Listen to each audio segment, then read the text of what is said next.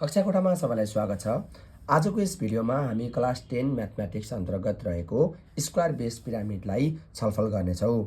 आजको यस भिडियोमा हामीले यसको बेसिक कन्सेप्ट र युज हुने फर्मुलाहरूको बारेमा कुरा गर्नेछौँ भने आगामी क्लासेसहरूमा यो रिलेटेड आएका सबै क्वेसनहरूलाई सेटबाट सल्भ गर्दै जानेछौँ। अब स्क्वायर बेस पिरामिडलाई हेर्ने फिगरमा हेर्ने हो भने यस्तो देखिन्छ, जसमा तल एउटा बेसमा स्क्वायर हुन्छ र माथि चाहिँ हामीसँग कतिवटा ट्रायंगल हुन्छ त 4वटा ट्रायंगल हुन्छ, यसरी है त। अनि हामीले यो जुन यो स्क्वायरको साइडहरूलाई हामीले ए ले डिनोट गर्ने गरेका छौँ। यो साइडलाई हामीले के डिनोट गर्ने गरेका छौँ? ए। सबै 4वटै साइड ए हुन्छ, किनभने स्क्वायरको सबै साइडहरू इक्वल हुन्छ। यदि हामीले यसको माथि भर्टेक्स टुप्पोबाट सिधा लाइन ड्र गऱ्यौँ भने यो स्क्वायरको बीचसम्म आएको पोइन्ट, यो लाइनलाई के भनिन्छ त? यसको भर्टिकल हाइट भनिन्छ है। र यो ट्रायंगलमा यसको भर्टेक्सदेखि ट्रायंगलको बीचसम्म आएको लाइनलाई के भनिन्छ? स्ल्यान्ट हाइट भनिन्छ। र यो किनाराहरूलाई चाहिँ हामीले के भन्छौँ? एजेसहरू भनिन्छ। यसलाई चाहिँ फिगरमा अझै राम्रोसँग बुझौँ है त। ल, हामीसँग यो अहिले एउटा स्क्वायर बेस पिरामिड छ। यसरी हेर्नु हो भने एउटा यो स्क्वायर बेस पिरामिड हो, जसको चाहिँ बेसमा यसरी स्क्वायर छ भने हामीसँग 4वटा ट्रायंगल छ है। यदि मैले यसको भर्टेक्स, यो सबै 4वटा ट्रायंगल जहाँ गएर मिलाएको छ नि, यसलाई भर्टेक्स भनिन्छ। यदि भर्टेक्सदेखि मैले एउटा लाइन सिधा लाइन बीचबाट एउटा सिधा लाइन यहाँसम्म ल्याएँ भने, यो स्क्वायरको सेन्टरसम्म ल्याएँ भने मैले यसलाई भन्छु भर्टिकल हाइट। यो पिरामिडको भर्टिकल हाइटलाई याक्सले रिप्रेजेन्ट गर्ने भयो। यदि मैले यही भर्टेक्सदेखि ट्रायंगल, यो ट्रायंगलको बीचसम्म एउटा लाइन ताने, जुन यो लाइन छ, यो लाइनलाई ताने भने यसलाई मैले के भन्छु त भन्दाखेरि यसको स्ल्यान्ट हाइट भन्छु है, छड्के उचाइ भन्ने गरिन्छ। र यदि मैले यिनीहरूको किनारालाई हेर्ने हो भने यो किनारा, यो किनारा, यो किनारा र यो किनारालाई हेर्ने हो भने यसलाई मैले एज भनेर नाम दिन्छु। अब हेरौँ त, यसमा यो ट्रायंगलमा 3वटा चिज हुन्छ। एउटा ल्याटरल सर्फेस एरिया, एउटा टोटल सर्फेस एरिया र एउटा भोल्युम भन्ने हुन्छ। ल्याटरल सर्फेस एरिया भन्नाले के हो त भन्दाखेरि यही ट्रायंगलहरूका, जुन यो 4वटा ट्रायंगल छ हामीसँग, यो ट्रायंगलहरूको एरियालाई नै के भनिन्छ त? ल्याटरल सर्फेस एरिया भनिन्छ। भने यदि हामीले यो ट्रायंगलको एरियामा तल बेसमा भएको स्क्वायरको एरिया जोड्यौँ भने यो पिरामिडको हामीले टोटल सर्फेस एरिया निकाल्न सक्छौँ। सुरुमा बुझौँ, एउटा ट्रायंगलको एरिया निकालौँ है त। ल हेरौँ है त, हामीसँग कतिवटा ट्रायंगल छ? 4वटा ट्रायंगल छ। 4वटा ट्रायंगलमध्ये एउटा ट्रायंगलको एरिया निकालौँ। कुनै पनि ट्रायंगलको एरिया निकाल्ने फर्मुला के हो? 1/2 b * h। Lateral surface area भनेको हामीसँग के छ त भन्दाखेरि 4वटा ट्रायंगलको एरिया छ हो। 4वटा ट्रायंगल छ, यो ट्रायंगलका 4वटा ट्रायंगलको एरिया निकाल्यौँ भने ल्याटरल सर्फेस एरिया निकाल्छौँ। ल हेरौँ त, यहाँदेखि भर्टेक्सदेखि यो ट्रायंगलको बीचसम्मको पोइन्टलाई के भनेको छु मैले? स्ल्यान्ट हाइट भनेको छु। र यो कति छ त? बेस कति छ? ए छ भने कुनै पनि ट्रायंगलको एरिया निकाल्ने फर्मुला 1/2 b * h। अहिले के छ त?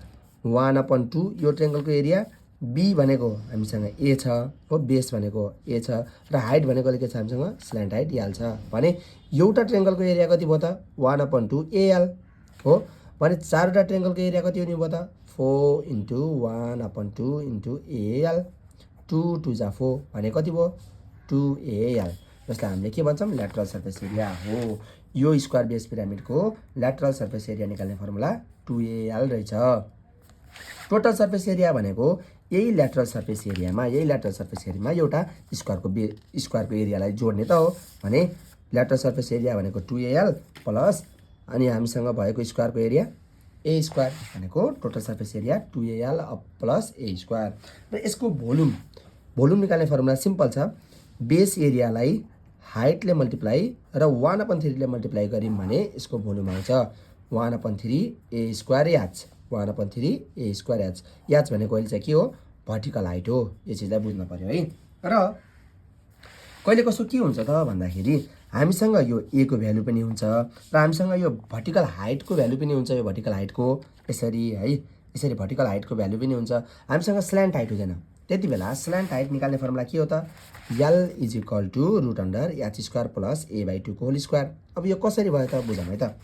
यदि यो ट्रायंगललाई हेर्ने हो भने, जस्तै यो फिगरमा हेर्ने हो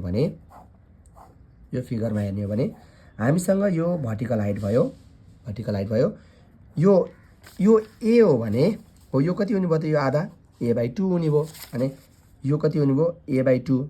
हामीसँग यो कति हुने भयो? h। भने स्ल्यान्ट हाइट भनेको त यही त हो, भर्टेक्सदेखि ट्रायंगलको बीचसम्मको लाइनलाई स्ल्यान्ट हाइट भनिन्छ। यदि यसरी हेर्ने हो भने यो 90 डिग्री यो राइट एङ्गल ट्रायङ्गलमा थाहा छ हामीलाई राइट एङ्गल ट्रायङ्गलको हाइपोटेन्युसको स्क्वायर कति हुन्छ परपेन्डिकुलरको स्क्वायर प्लस बेसको स्क्वायर।